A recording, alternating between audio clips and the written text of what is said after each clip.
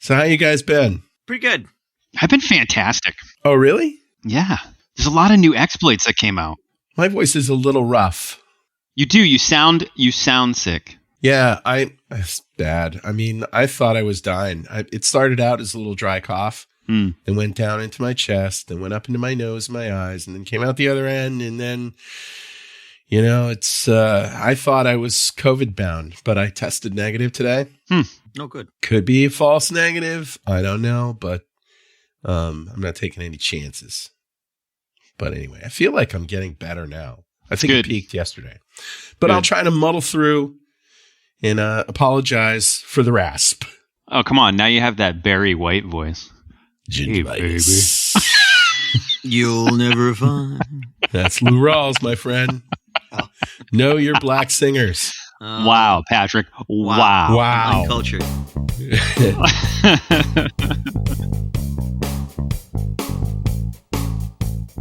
All right. What happened this week, guys? So I think we open with Costa Rica. Costa Rica. Yeah. So this is a dark reading article. Costa Rica declares a state of emergency under sustained Conti cyber attack. So for those of you who haven't been following the podcast, or Conti, I guess. Right. Conti is a ransomware group that's affiliated with or in love with or says great things about Russia. Right. But they've been operating and they did get breached. Okay. Conti, and their source code got released. Right. So what's interesting about this article is, yes, they were hit by Conti, and it actually shut a lot of the divisions of the government down. Yeah, this article says they declared a state of emergency. Mm-hmm. So the ransomware they were asking for was $10 million. Wait a minute. $10 million can shut down a country? Apparently. Small country. Well, so there's also some countries don't allow them to just pay ransoms. Don't deal with terrorists. Yeah. Hey, that's my realm. Patrick, your dream came true. The country doesn't allow them to pay ransoms. That's your thing. The country isn't allowed itself to pay ransoms. I don't think they made it illegal. Oh. The other thing to know about Costa Rica is they're the country, if I'm correct, that's trying to make Bitcoin one of their currencies or their official currency. Well, it's on the downslide. What could go wrong? Well, what's sad is not only is it affecting the government because it's the finance department or division or ministry or whatever they call it is also running into issues. A lot of local vendors and that sort of stuff are now having issues conducting normal business, which sucks. So what's interesting about this is Conti wanted $10 million on ransomware stuff, right? Right. And Costa Rica said no. And then the U.S. said, oh, by the way, we'll give $15 million to anybody who can give us information about that group. Whoa. All right. So Conti was originally asking for $10 million. Costa Rica said no. And the U.S. says, I'll see your $10 million and raise you $5. And make it an assassination attempt. Wow. That's awesome. It's awesome. Well, we decapitated Al-Qaeda quite a bit by putting those bounties out. Yeah. Well, it'll be interesting to see if we get cyber bounties, actually, Patrick. But on top of that, like Conti's source code was released, so I wonder how many of these are going to end up being copycats. Interesting. People with the source code for Conti and then just riding their coattails. Oh, yeah, we're Conti, but it's actually a different variant. I don't know.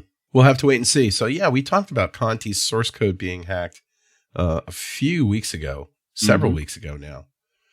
So we knew that was happening. Well, we'll have to keep our eye on that one. What's this thing about CISA? The CISA warning about Windows. This is probably the only time I'm going to say this ever. But for all of you who have listened to the Security This Week podcast, every week we have said, patch, go patch, go patch, patch and patch, go patch. This week I'm going to tell you not to patch. Oh, no. No, don't patch. Don't patch. It's like a game of red light. 1, 2, 3, red light. 1, 2, 3, patch. 1, 2, 3, don't patch. So, unfortunately, the latest patch that comes from Microsoft fixes, which sounds fantastic, a flaw in, I won't go too deep into this, but a flaw in the way that tokens are passed around in authentication in Windows. I'll leave it at that. So Microsoft created the problem accidentally? Well, So Microsoft created the problem when they invented NTLM, but unintended feature. Right. Next Technology LAN Manager, which is a network protocol, right? Yeah, and that's how when you communicate with a Windows share. So when you open up a share on a computer, a remote computer, you're communicating using the NTLM protocol. So it's SMB, but a lot of the authentication is NTLM. SMB is the sort of the standard, right? Yes. Yeah, exactly. Yeah. So what's interesting about this is lots of people, let's say, and actually I guess we'll go down this path a little bit. But let's say you were to reach out to me as a computer. I'm going to need your username and password to understand whether you should have access to see the things that I'm sharing. Right. Well, when you don't hand me your username and password. That would be insecure. You hand me a hash, which is just a long cryptographic set of numbers. Sure. It's a one-way encrypted string, basically. Correct. You can't. And they say, listen, you can't crack. Yeah, you can't decrypt it. Now, there are ways to with rainbow tables and figure out what they are, but let's assume you can't decrypt it. But what Dwayne you can do, decrypt it, but you can't. But you can't. But what you can do is, in some cases, take that hash and then play it against another computer. So let's say I'm a bad computer and Carl's a client and Patrick's a good computer. Carl reaches out to me and I force him to reach out to me in a couple different ways. I grab his hash and then I play his hash against Patrick, the computer. Now, Patrick thinks that Carl is trying to authenticate. But somewhere in that, we talked about this before, and I think it even might have been on the first or second episode. Somewhere in that chain, it breaks down because if you're a website or, a remote computer, somebody's not going to give you a hash. They're going to give you, or are they going to give you a hash? They can. Oddly enough, I can force them to give us a hash on a remote web. It depends on whether they've protected against replay and how it's an arms race. All right, so it depends on how smart they are to begin with. And on top of that, think about on a corporate network or even just your home network. Like if I were to break into your Wi-Fi at your house, I'm on your network. So I can force you to try and connect to me, grab your credentials from your computer, and then replay it against maybe your Synology that has all of your financials on it or whatever. Synology being a big hard drive, right? Yeah. Right. A network attached hard drive.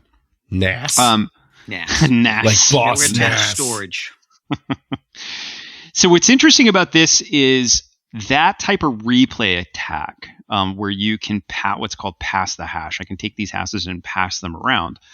Microsoft has been trying to chase their tail around stopping this from happening. And there's a lot of really good research out there.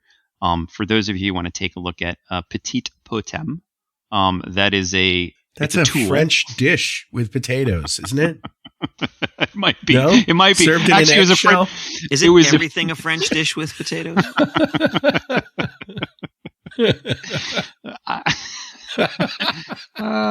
This isn't a video blog, but Carl's got this evil villain vibe with his glass. He does. His glass of alcohol, and that's actually not alcohol. It's NyQuil. It's an electrolyte drink in a wine glass, just to make me it's feel the blood of his victims, just to make me feel a little better about being sick. So if you take a look at that tool, what it does is there's a researcher who's been saying, well, okay, what if I take these types of hashes and I take them from, you try and authenticate to a share and then I play it against the domain controller or I play it against LDAP or I play it against different services. In other words, you impersonate that person trying to log in. Correct. So Microsoft says, hey, listen, we'll fix it. We'll fix it. And they fixed it. And in fixing it, they actually broke Active Directory. So back to why you're not patching this week. You're patching every device you own except for your Windows domain controllers. Now, if you don't know what a Windows domain controller is, you have nothing to worry about. Exactly, 100%. If you did, if you had one, you would know it because it would be making your life a living hell. Am I right, guys? 100%. So the domain controller is basically the one source of truth, and the domain controllers in your network would allow you to log in to multiple resources with the same username and password. And see, here's the problem. For years, IT people have been screwing with developers just trying to be productive. And they put up these domain controllers and firewalls and password Require things, passwords. all these stupid things, so we can't do our job. Mhm. Man, I hate those guys. I could have changed 8 of those words and made that a network rant against developers. You probably could have. So the domain controllers are part of, any network where you start getting a number of people. And let's talk about the history just for a second, so people understand this wasn't arbitrary, though some developers like to think so. Oh, here we go. If you had a network of 4 people, and one of them had a printer, and one of them had a shared storage device, and one of them had, a monitor or something. Every one of them had resources that you wanted to share. Then what you'd have to do is you'd have to go and set an account up for each person on each of those computers with the same password, Right. or a known password. So when I wanted to connect to Dwayne's system and use his printer, I'd have to know the password from my account on his system. When I wanted to use the storage on Carl's system, I'd have to use a username and password on his system. And to make it easier, I'd use the same password. Or to make it even easier, we'd all use the same password. And so there's just no security, and it doesn't scale well. You get to 10 users, and now everyone's got 10 different accounts. And I can't print because I don't have an account on that computer, and I need the color printer. So it became unmanageable very early. And so the domain controller's role is to centralize all that authentication.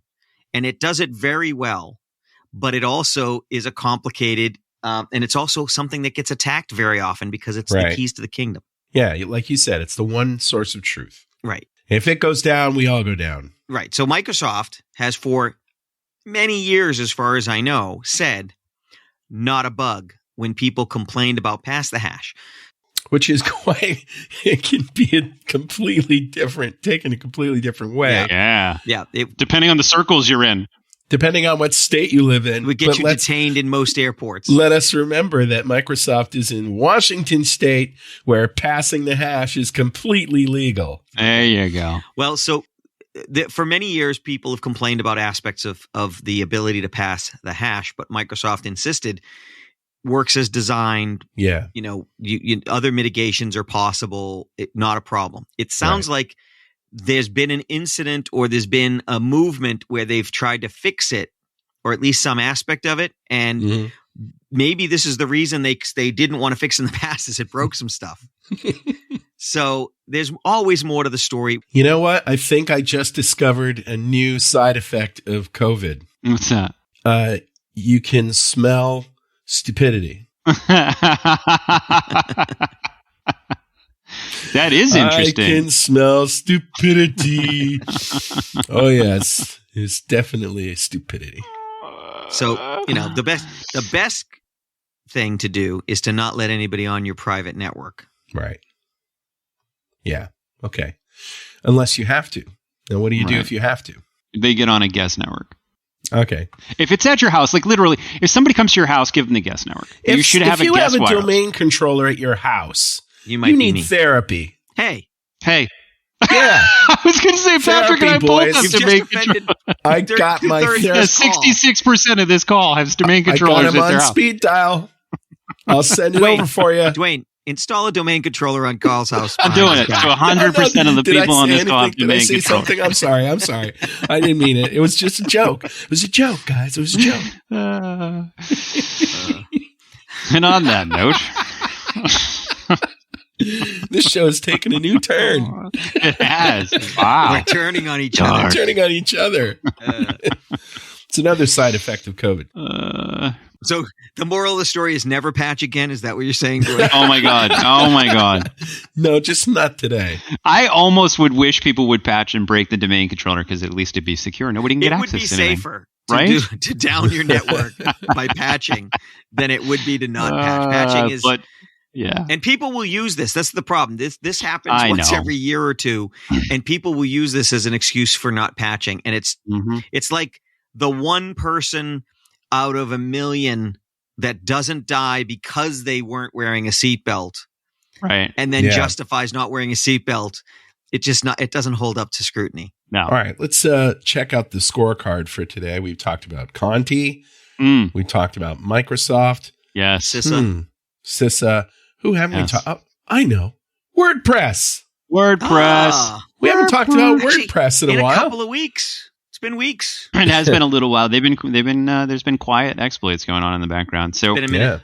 Yeah. yeah. So last week, 2 WordPress plugins. Our CVSS score 9.9, if I remember correctly. Mm-hmm. So for those of you who haven't been following, the CVSS score is kind of, think of it as like the Richter scale of exploits. Wow. 10 is the highest. 9.99 is almost right out there. I think so. So both of these allow for website and or computer takeover, remote code execution, and or privilege escalation. Okay. So if you are running these plugins, so I haven't even mentioned the plugins. So one is the Tatsu WordPress plugin. No, that's a Japanese pork dish that you eat with rice noodles. What is wrong with you people? Carl's hungry. Everything's coming back to food. He's like, wait It's a true. second, is that a French Maybe. dish? Is that Maybe. It's true. Now that you mention it, I'm a bit back here. All right. So there's that plugin, which interestingly enough was patched in April, but there's still 50,000 websites out there that are running the unpatched version. So here I'll come back to go patch. That we know of. Go that patch. we And when you know say of. 50,000, that's a round down.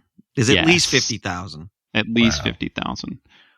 The second plugin is the Jupyter WordPress theme plugin, and this is a theme builder for WordPress that's on about 90,000 blog sites, Is that the online Hack magazines, Me Now platforms, that theme? sort of stuff. Yeah, pretty much. This one's awesome. There's a lot of variants of that one. Awesome.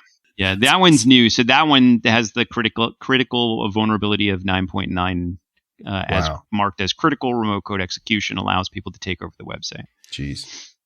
Interestingly enough, if you take a look at the last plugin, the Tatsu WordPress plugin, if you scroll down in the articles we'll put on there, they say, hey, listen, yes, it's being exploited in the wild, but we've seen more than 1 million attacks on this plugin alone Wow. come from 3 IP addresses. Whoa. So, okay. So while we were talking, I'm looking through this article and I saw those IP addresses and I think to myself, I wonder where they are. So I started tracking back the IP addresses on my favorite IP tracker website. Was not me. And I put in one and okay, we'll play the game. Where do we think they came from? New London. China. New London. No, London. Russia. How about Russia? Not Russia. No? Not China. China? Iran. Not China? No. North Korea. No. Which is weird. You guys have named like the top 4, but no on all of them. Germany. Germany? Yeah. 1 million attacks come from 3 IPs out of Oh Germany. my Now, God. Augustus Gloop is sitting at his computer hacking the world. Wait, was that the kid from Willy Wonka? Stuffing No. his Yes. face with chocolate. Augustus. Augustus. So what's interesting, so I'm on this site, right? And while you guys are going through and we were just talking, I'm on this site and I'm like, let me track these IPs. And I typed one of the IPs in wrong. Uh-oh. And what came up was what I just posted in our chat. It says, warning, can't modify header information security already sent by blah, blah, blah. Here's the path to the home directory of the web page, /home/prodoc /public HTML /publictracker.org /file /area.php. Here's the error ever. in line 713 of the code. Here's the lookup. I was like, Jeez. wow. That's now I want probably to a deep website. now I want to dig into that. No. Well, I mean, that's bait, isn't it? No, it's probably a big- That They sounds like gave a it to me, honeypot. Patrick. I should be able to look at it. Sounds like a honeypot to me. No, what I think is going on is there's the surface web, which is the web that we all like navigate and that's indexed. And the deep web is the behind the scenes portals and private sites and paywall stuff. And I think you stumbled onto an IP address that has one of those on it with a horrible information leak in its error message. Or it could be a honeypot. No, this is on the IP tracker site. Oh, yeah, but you put in the wrong IP address. In the tracker site. So in the tracker site, you can put in an IP address and you can say, I want to know where this is. And it just tells you didn't. hey, this oh, is you in didn't Berlin. This log is into whatever. it, okay. I didn't go to the IP address. The tracker site gave me that error because I typed in the IP address with a bracket in it. Oh, I hit the I'm wrong sorry. button. Is Jordy LaForge here? Okay, so the tracker I'm completely lost. The tracker's not behaving itself. Completely lost. We're basically saying a hacker tool has some bad Yes. information handling. The tool I use to look up where IP addresses exist in the world, if you type in the wrong IP address, you can see the code behind that site. That's pretty crazy. Bad form. Bad form. And it's a PHP site, but we won't say which site it is. That's like the old ASP sites with the yellow screen of death that listed all the source code and said, Yes. the problem is here. Right. And you're like, thank you. On line 27, right? In this exact right version of .NET. Yeah, right where you hard-coded the password in the string. Aww. Sadly, that still happens. Well, let's talk about that for a second. There is a problem with the fact that the world creates these applications and then there's no budget for maintaining them until they become so deprecated and so broken security-wise that they're Swiss cheese. And some of them are important applications. This is what gets a lot of the hospitals in trouble, is they don't allocate budget for maintenance over time. It's fire and forget. And the problem is these technologies age out. Yeah. All right. I wonder what else I could put in that page. No, all right. Anyhow. Back to not hacking. I think Dwayne's a little distracted right now. I know. He just found a gold mine. I'm in. Yeah. All right. We'll move on because I actually the next thing I want to talk about before we talk about the best article ever. But before we move on to the best article ever, the next thing I want to talk about is Pwn to Own. Have you guys been following Pwn to Own? You were telling me a little bit about it before we started recording, but I really hadn't heard of it before then. Pwn to Own's awesome. Think if the nerds had an Olympics where you had announcers and everything, and they were announcing on exploits, and they had to happen in real time right there. That's what Pwn to Own is. So it's like a hack the box live event? For the most part, yes, but better. So these hackers are competing to do what? To find vulnerabilities and then go ask for money? Yeah. So or they're going to tell the world about them? No. So what happens is they're given a range of targets. Hey, we want you to take a look at Word, Microsoft Word. We want you to take a look at Apple Safari. And they come prepared and they exploit that particular application with a 0 day, something that hasn't been patched, that is devastating, that they could sell to any ransomware company. They could sell to any underground market for, $500,000 up to $2 million. Right. And instead they turn it over to the vendor and the vendor pays them money. And it's a 2-day event. Well, they don't turn it over. They say, hey, if you don't give us whatever money, then we're going to turn it over to the dark web, right? No, it's a bug bounty. It is a bug bounty 2-day event. Yes. And they have announcers and all sorts of stuff, and you can watch it. So wait a minute, but okay.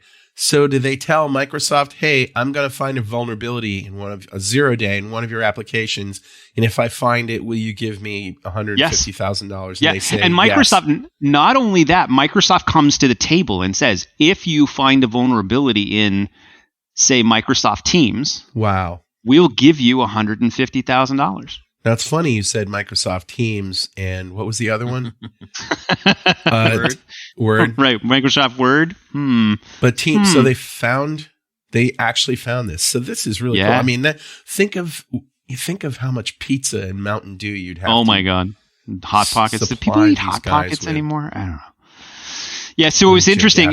So if you follow the Pwn to Own Twitter, every couple of hours you'll see them say, team, Magical Unicorn has exploited this particular piece of software. So yesterday, that is awesome. I admit that is awesome. You know why it's awesome? It's a win-win.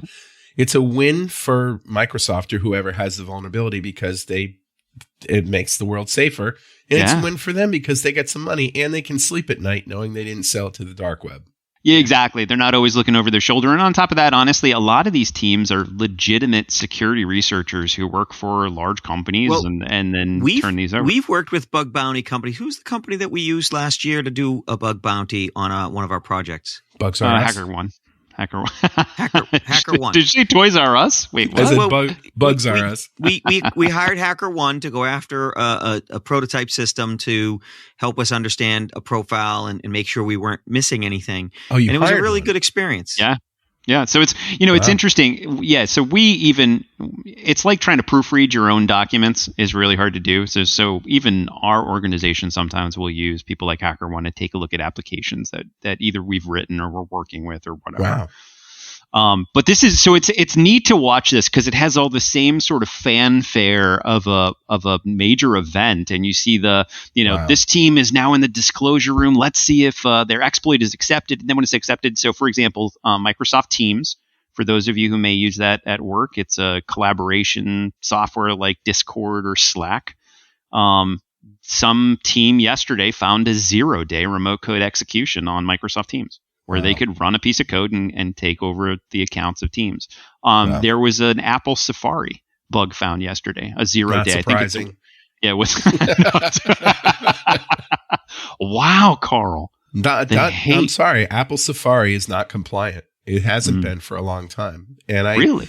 Yeah, Richard Campbell and I talk about this a lot on the show, and we think that one of the reasons that they're not up to date with their specs is that they don't want people, using the browser. They want to use the browser, but they don't want people installing like progressive web apps that do everything that applications do, because they want them to use the App Store.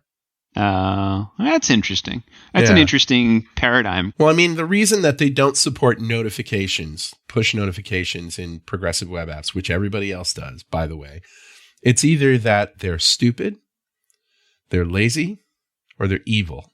Now, Apple's stupid? No. Definitely not. Lazy? No, I don't think so. Probably not. So, and by evil, What I else mean is it was on a that list? conscious decision not to do it. Ding, ding, ding, ding. Ding, ding, ding, ding, ding, ding, ding. Because I don't know that there are any organizations with billions or trillions that aren't somewhat evil. Yeah. I mean, they look Money after their own corrupts more than interests. power. They look after their own interests, and sometimes at the expense of usability. I could see that. So it is interesting to watch. If ever you wanted to watch Pwn to Own, you could see some really cool exploits. So you thought like being certain a gamer on Twitch was cool. There's nothing cooler. These guys are like the top athletes. Yes. The Olympians, like as you the best said. of the best. To watch them pull off an exploit on a system and you're just in awe. The only brain athletes power. with inhalers. Wow.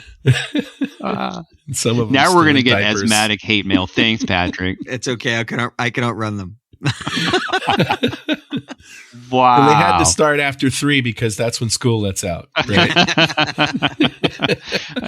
See, I can't even pick on I'm that totally because I kidding. have an You inhaler. can't pick on them. They're the best. I was the tough kid on the math team. I can handle both. So That's And on really, that really note- cool. I love that story. It's So what are very we neat. going to do? Are we going to post a bunch of links to I think we these should. stories? Yeah, I think we should. There's a lot of. Over the last couple of days, I've been sort of peppering our internal Slack with just like, hey, this got exploited and this got exploited and this is a right primitive anywhere. And they were so just so you know, just yesterday there was a Firefox sandbox escape. So that means on the Firefox browser they were able to get code to run outside of the browser from viewing a web What? page. There was an Oracle VirtualBox, which is a virtual machine software escape, which was a 0-day.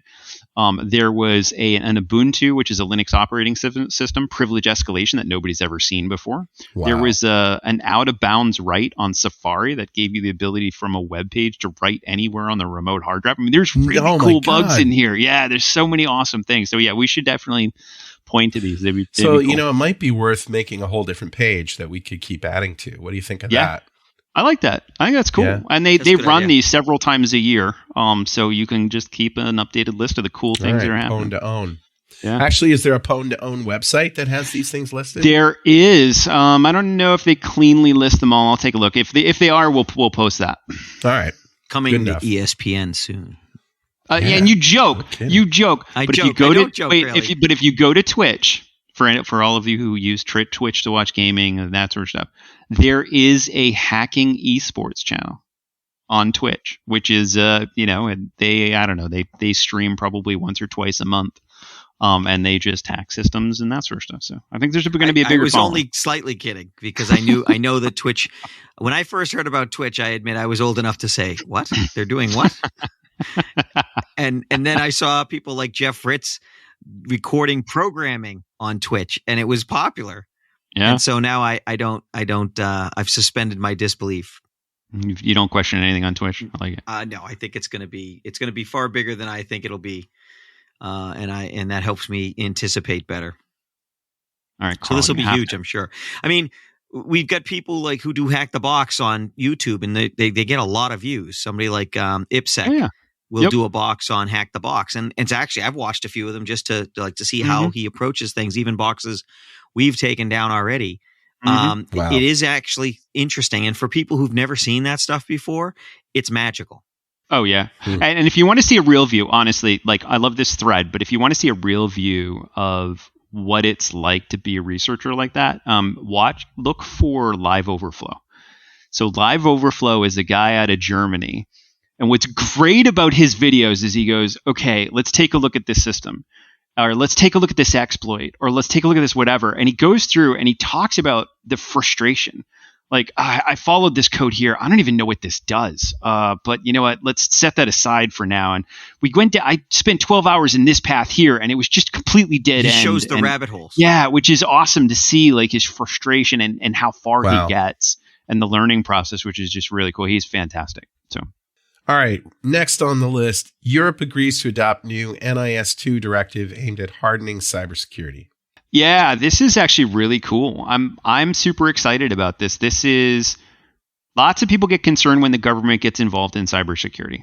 Right. If you track the really, really, really early days of CISA before they were called CISA, and the NSA and FBI when computers were fairly new, there was an initiative to have the Computer Security Center actually release and work with organizations to secure the networks. And resoundingly, all of the Fortune 500 said, hell no, we never want any of you in our systems. And that's where we are today, is the government. Yeah, but they do have capabilities that mere mortals don't have, don't they? Right? Exactly. So, I get the reticence, I do, but if some superpower in cyber said that they wanted to give me some tips and tricks on how to protect myself, hell yeah. I'd follow along. But it has another effect. If you're a U.S. multinational company, which most of the Fortune 500, Global 2000 are, then if the U.S. government is in your network, then a lot of people don't want their data on your network because the U.S. government, they don't trust them not to take a peek. Yeah. Yep. So it really is a double-edged sword. I understand that. And in some of these countries, China and Russia, for example, there's no choice. You don't have a choice. But then their customers realize that if they give some data to a company in Russia, they're giving it to the Russian government as well. Right. So what's interesting about this is legislation in Europe that's really pushing to have give government aid, government help around cybersecurity, helping small and medium businesses and helping them understand, what they need to do and that sort of stuff. I think more legislation like this to help people harden cybersecurity, because honestly, your normal organization is not prepared for a nation state attack. No. Just like my house is not prepared for a tank from Russia. Wait, maybe from Russia, but a tank from anywhere else to come and try and roll over my house, like my house isn't prepared for that. What kind of tank? Patrick, au contraire. M1, not ready. Yeah, not ready. We'll just throw some of those petite peu egg potato things at them. Yeah, you ordered French food again?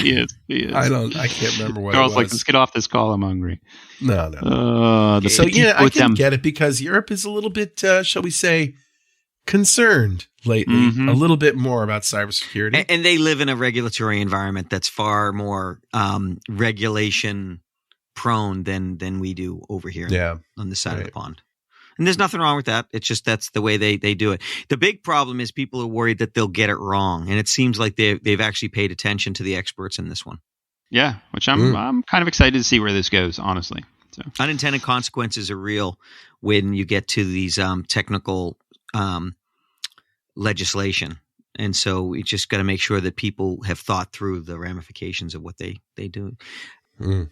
But it does look like they're targeting the right sectors, right? They say this requires companies in energy, transportation, financial markets, health, and digital infrastructure, and gives them risk management and that sort of stuff. So, honestly, they're a lot of our infrastructure here, right? Russia was in the power grid here for a long time. So, it wouldn't be bad to have more of that. So, anyways, Carl. Yeah. This last article. Last topic. Oh, you want me to introduce the last one? You have to intro this. Are you ready? Some people call us the space pirates because we're hacking Russian aerospace firms.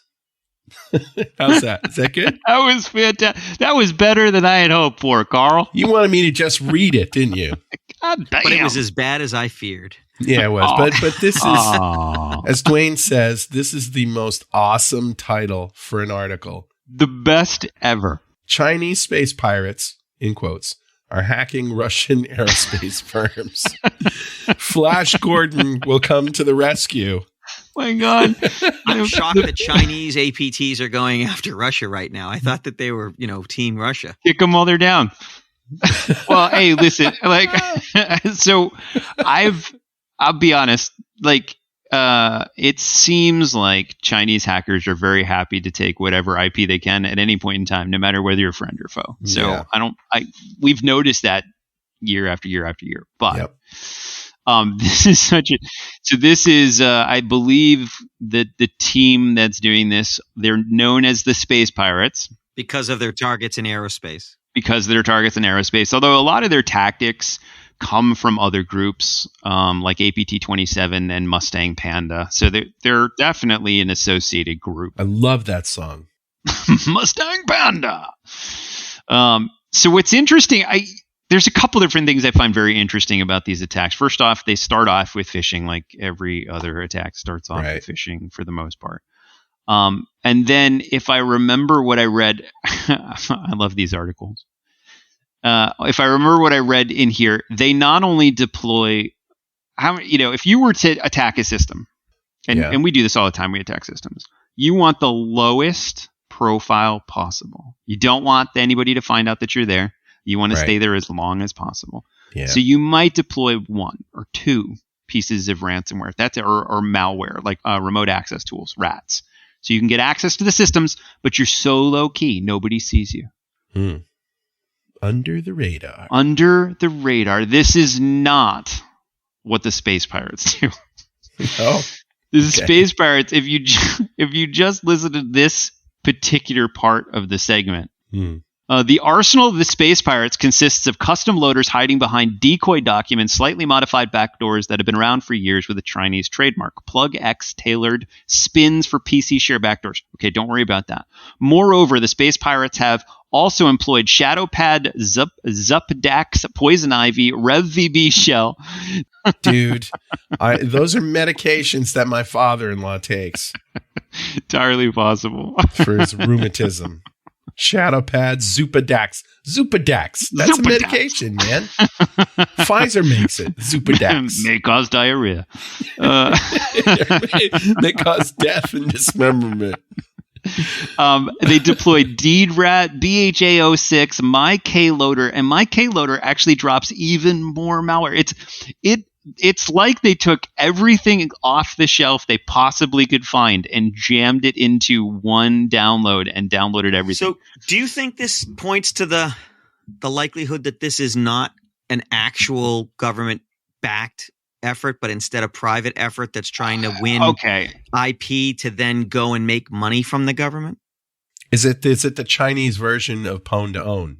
Yeah, it really it is such a loud, noisy tactic, and it's such a scorched earth tactic. Yeah. It doesn't feel as professional as you'd normally see from the Chinese or the Russians.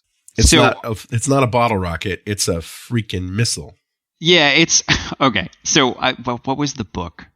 I think it was. So this is how they tell me the world ends. But if not, there's like 5 cyber books I've listened to so far.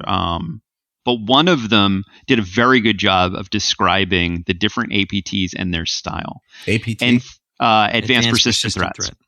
Okay. So nation state attackers. Got it. And what they said is this isn't me, but what they said in the book, and I'll post the reference to the book, is that the Chinese hackers are very much like a drunken thief. They will come in and kick down the door, knock over like vases and shit, and then grab your TV and swear at you and walk out the door. That's the Chinese APT. And they might mow your lawn. What? There was a thief that broke into a house and mowed the lawn before he left. So they was an OCD. He was like the monk of I can't believe they let it go this long. Right. I'm going to mow this lawn. I got to take care of this. So wait a minute. There's a stone out of place. Hang on 1 second. Yeah, but they're not this. I mean, this is like no, everything in the kitchen sink. I know. So the Chinese attackers have been very much likened to There's a reason loud this is a and news hard report. and fast. There's a reason there's a report about this. Yes, there is. But I think funny. it's on par. All I'm saying is I don't know if it's a private venture. I think this is on par with what their APTs do. I think it matches. I think you're right. It does match the fact that they're louder, but I think it's so loud, I don't know that it could be a fully sanctioned op. I think it's peripheral to their actually official. It's like 18 backdoors in there. It's like a Chinese chef serving a bowl of Szechuan peppers and adding more peppers to it. It's just, by the way, every window in the house during a burglary and hoping they don't notice. More is more. Yes. Oh my God. So this Crazy. is it's interesting to watch. I've never seen the supported protocols just on the seat to the command and control structure where they can command these computers. The command and control structure supports, and these are protocols that it can communicate out on, because they have so many of them: TCP, TLS, HTTP, HTTPS, UDP, DNS. It's like they can communicate on anything because they have everything loaded on these computers, which is insane. So they're crazy, but how dangerous are they? So if they've gotten this far where they can deploy this, they're super dangerous. But this all comes back to social engineering, people clicking on things they shouldn't. If you were to tell me that they did this through a fully patched, fully firewalled system, yeah, that would be pretty. Then they'd be Israel. But yes, but I would submit that they're dangerous. You wouldn't want to be one of their targets. No, but I would rather be one of their targets than someone who's willing to play the long game, who I wouldn't find for months and months. Right, like the U.S. or Israel. If you're the target of U.S. or Israel, they are the best of the best of the best. You won't know they're in your There's no system. news about it. Right. There's no news. You've never seen it. You don't hear about the U.S. Hacking very often unless the Nakasone, General Nakasone is the one who announces that we did it. Mm-hmm. And the same is true with Israel. And I'm not naive enough to think that we're not doing it and Israel's not doing it. I just think we're better at not getting caught. And I think that's because you don't go in and you not break every window at the same time. So that's the thing. Isn't that to their detriment that they do that? I mean, aren't absolutely. they just destined to get caught? Absolutely, 100%. Yeah, it's like the smash and grab. But what's the penalty for getting caught? There's no extradition. No, but on top of that, I think if you're going to go steal some stuff from Patrick's house, like one person's probably, or Good two luck. people might die to the dogs, right? Okay, I get it. Or tie them up, whatever. And one or two people may die to Patrick's hand. But if you went with like 18 guys, it wouldn't be quiet, but you'd get some out of Patrick's house, right? Right. So Just I think the bodies that's of your comrades.